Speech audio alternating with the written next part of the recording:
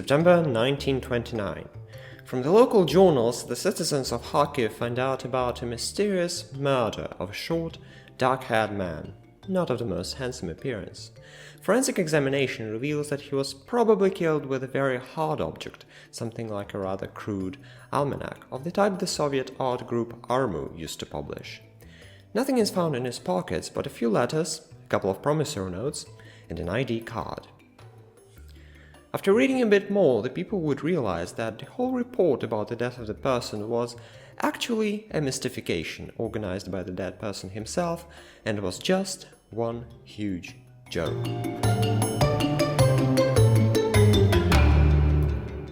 My name is Kirill Troitsky and this is the Mimesis, a channel about Ukrainian literature, culture and art. Today we are speaking exactly about the prankster who falsified his own death, Mykhail Semenko, one of the key figures of Ukrainian futurism and avant-garde of the 20th century. That kind of mystification from the journal was common for Semenko, as it was meant to make fun of the art group Armu, which is an abbreviation for Association of Revolutionary Ukrainian Art. This group's style was inspired by Mykhail Boychuk, who tried to synthesize Byzantine art, Ukrainian folklore and some modernist artistic features. He was deeply rooted in tradition, which was the center of the conflict between Boychuk and Semenko, because Mykhail Semenko was trying to reject the tradition. He literally wanted to destroy the old art and the tradition. One of his ways to do that was by changing his name from the typically Ukrainian Mykhail Semenko to the more exotic Mykhail Semenko. Another way to break with the tradition had to do with the national Ukrainian poet Taras Shevchenko. Shevchenko is considered to be the most important figure in Ukrainian literature, which can be seen from the fact that his monuments can be found in almost any Ukrainian city, with a total of 1,256 of them as of today. For Semenko, Shevchenko and his main book Kobzar were an incarnation of the past, of the tradition that had to be broken with, and breaking with it was exactly what Semenko did in one of his manifestos in the collection Daring. There he says, "You raise your greasy Kobzar and say, 'Here is my art.' Man, I'm embarrassed for you. You bring me debased ideas of art and it makes me sick. Man, art is something you haven't ever dreamt of. I want to tell you that where there is a cult, there is no art. And most importantly, art doesn't fear attack. Quite the contrary, it is strengthened when attacked. But you have grabbed your Kobzar, which smells of wagon grease and lard, and you think that your reverence will protect it. Your reverence has killed it, and there is no way to resurrect it. If I didn't tell you what's on my mind, then I'd choke in the atmosphere of your sincere Ukrainian art. I wish it would die, such is your Jubilee celebration."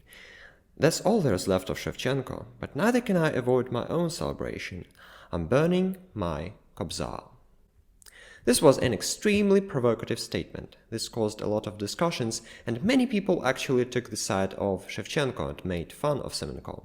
Take this caricature by Boris Fritkin, where the Semenko asks Shevchenko to move aside because people might mix them up.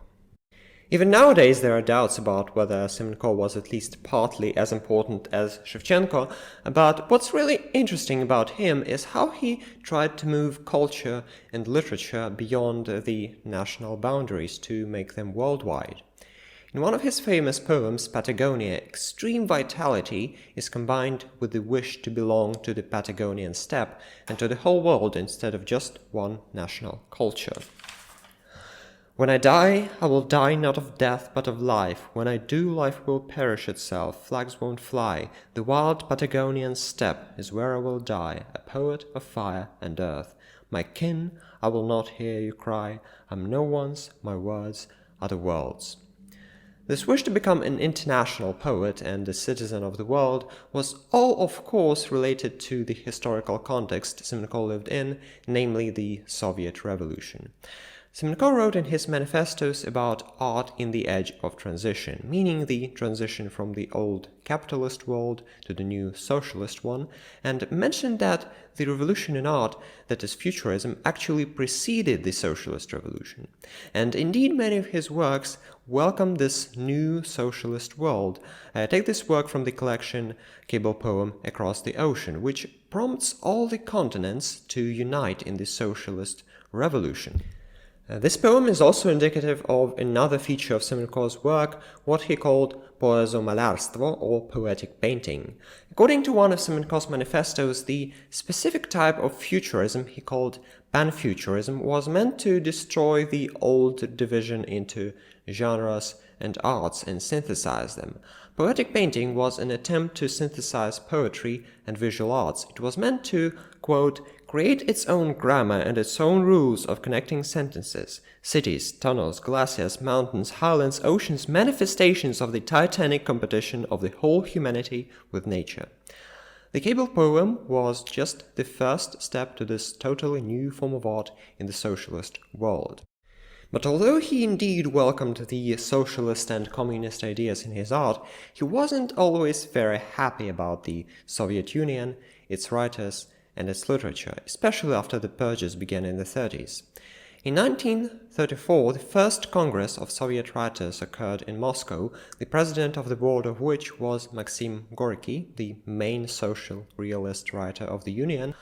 Although Semenko was invited to and arrived in the Soviet capital, he wasn't too interested in the Congress. Actually, quite the contrary, because when asked for feedback about the meeting, Semenko said that, quote, he was being overcome by a maniacal desire to take a piece of shit or of dead fish and throw it at the board. Maybe at least then it would go a little more lively. Is it possible to call this hypocritical ceremony anything but a joke? We're all sitting and applauding here like some clockwork soldiers, while the true painters of the word, fighters for the national culture, are rotting somewhere in Karelian swamps or behind the prison walls. I wonder how I got out of the building alive after saying that. So, despite being all for the socialist revolution, Semenko did understand how the Soviet regime was operating. There is also one more important aspect of Semenko's works, because besides trying to reject the literary and artistic tradition, he was also opposing the rustic way of life. The village culture and its folklore were seen as something outdated, pushed aside by the rapidly growing cities. At the end of the 19th and at the beginning of the 20th centuries, thousands of factories were appearing all around the country. In 1890, the first electric light appeared in the central street of Kiev, Hryshchatyk. In 1892, in Kiev, the first tram was started in the Russian Empire, of which Ukraine was part of back then.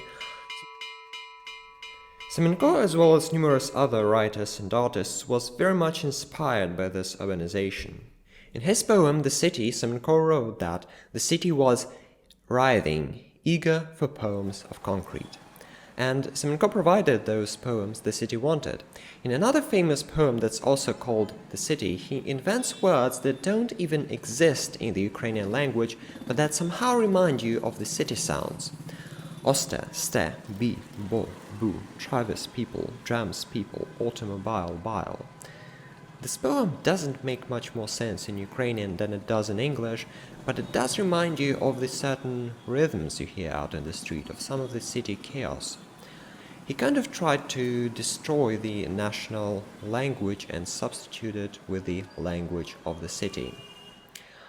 A big part of Semenko's interest in the city was concentrated on public transport, the futuristic trams, taxis and omnibuses, but especially he was interested in the ultimate transport of the future, subway trains. Although in Ukraine at that time there was no subway, Semenko was clearly fascinated and sometimes even terrified by London's, New York's or Paris's mass transit. In his poem Subway, he wrote, "Subway, metro, Untergrund, what beautiful monsters in addition to the crane's huge tonnages, not only is this urbanism but some industrialized hysteria for our Soviet villagers." In this very poem, he tries to imagine a world that would all be interconnected with a single subway network. He imagines how it would only take him a night to get to Paris from his home village Kybinsi in central Ukraine. That seemed to be what he really wanted, to unite people across the globe despite the borders, cultures and nations.